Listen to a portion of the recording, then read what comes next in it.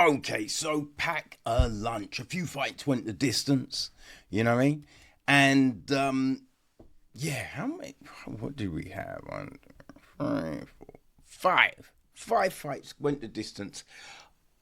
I mean, that weren't the last two, right? So we start things off with the welterweights. Francisco Prado against how do you say it? Nikolai Vertanikov. So this was a split decision, right?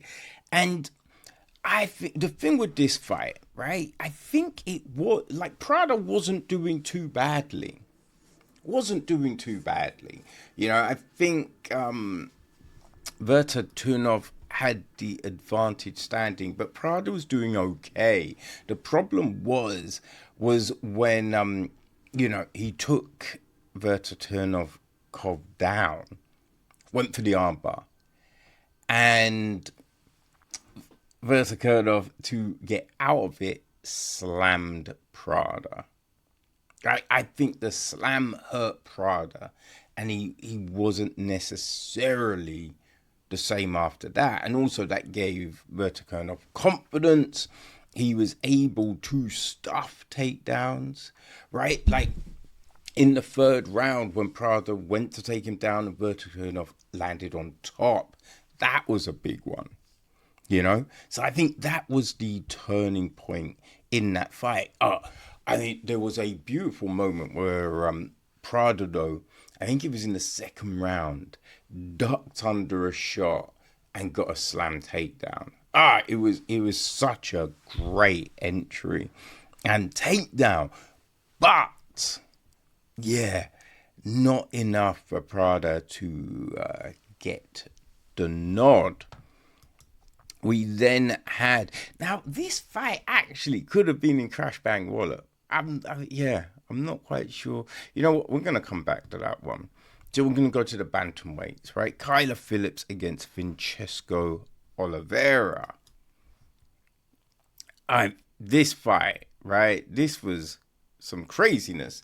And I think Kyler was doing so well, avoiding shots, slipping away, mixing things up. And Oliveira was just that dog coming forward.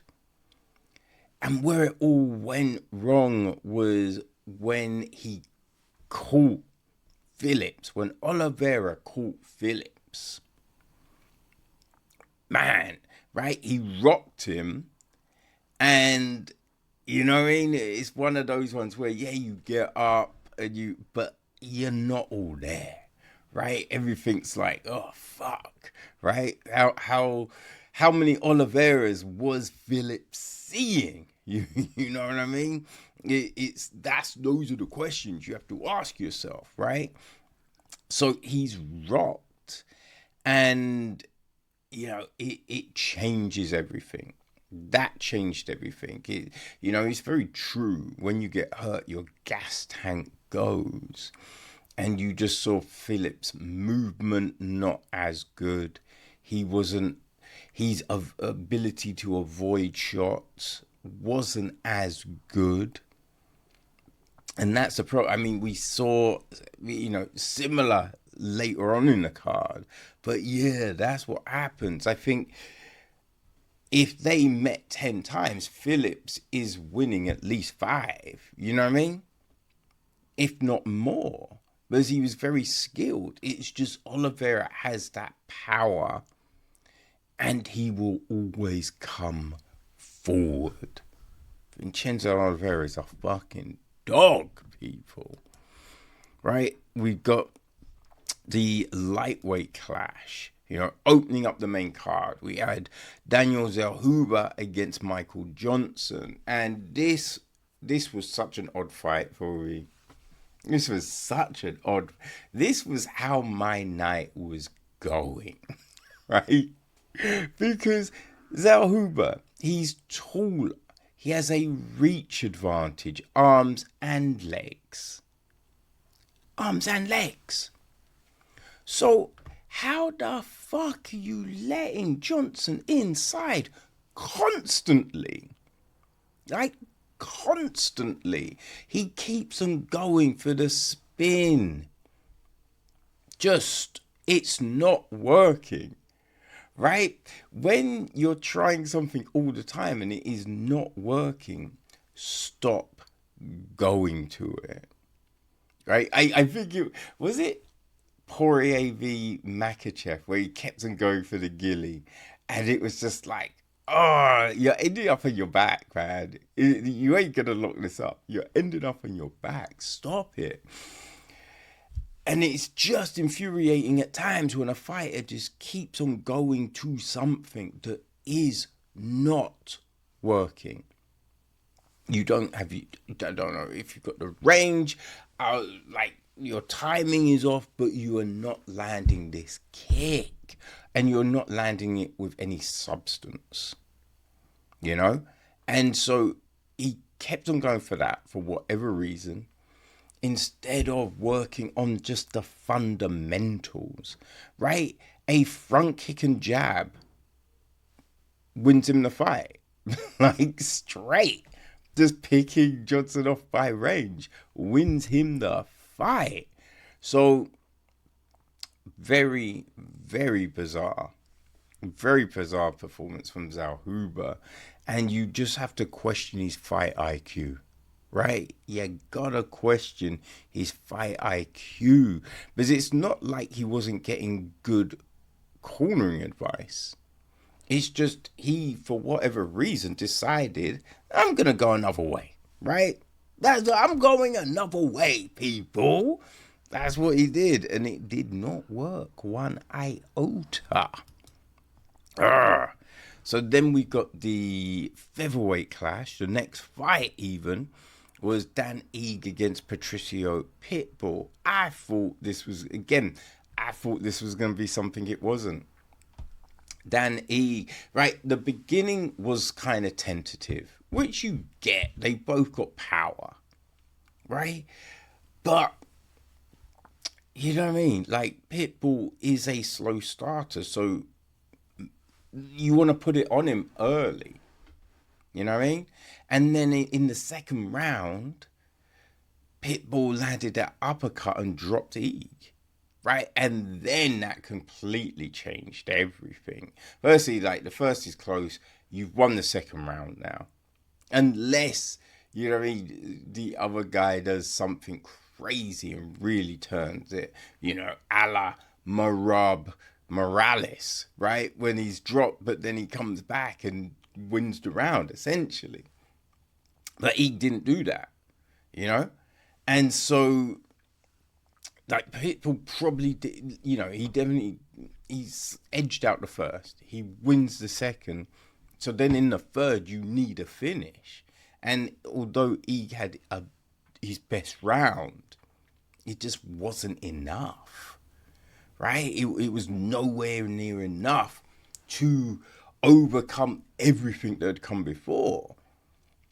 And it's just, we've seen Ige be so much better, right? So it was just this odd performance here, right? That I don't think anyone was necessarily expecting from him. You know what I mean? You thought he was going to come with, you know, all his weapons and bring it to Pitbull, right?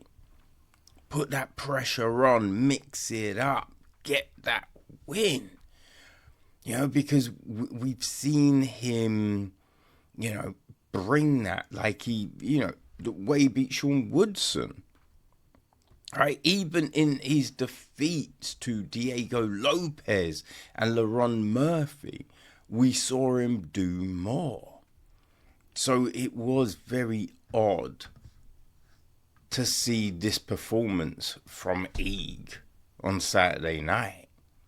Right? So, yes, our fight that could have been somewhere else. It was the middleweight clash. You know, Marvin Vettori, Brendan Allen. And these two hated each other. You know, they got into an altercation at a casino. You know, I don't know where it all stemmed from. But yeah, there was proper beef. And there are those fights, right? There are those fights that where there's all this beef and it just we get nothing. I mean, the most recent is Manal Cap and Muhammad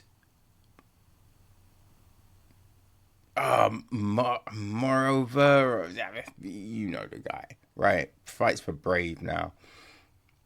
All that talk, all the slaps outside and all of that, and then the fight was just terrible. Well, this was not. This was back and forth. This was both men going at it. Like there's times you thinking, I think maybe Vittoria's got the edge on the feet, but then Brandon was throwing in, takedowns. His kicking game was good, and it's just he was driving forward, right? He was landing shots. I think he hurt Vittori. He definitely, landed damage, right? Damage Vittori's. I put it on him. And this was a fun fight because it was so back and forward. Because, both men did what they said they were going to do. And that's go to war, right? I mean, maybe it's partly because it's in New Orleans. So essentially a home game for Allen, right? His brother was in the audience. Maybe it's those things that helped bring this fight to what it is. But we've also seen people not perform when they're playing at home, right? So whatever it was awesome. It was awesome. This was such a great fight. And it just goes, like, not all fights, even though they go the distance, are dull, right? There's often times when, I say pack a lunch, right? Because it goes the full 15. But that doesn't necessarily mean it was dull. And this fight was the epitome of that. Brandon Allen, Marvin Vettori, gentlemen, stand up, because that was a show, right? That was a show. Now, it wasn't the last fight of this, in sequence, but hey, perfect way to lead us to Crash Bang Wallop, right?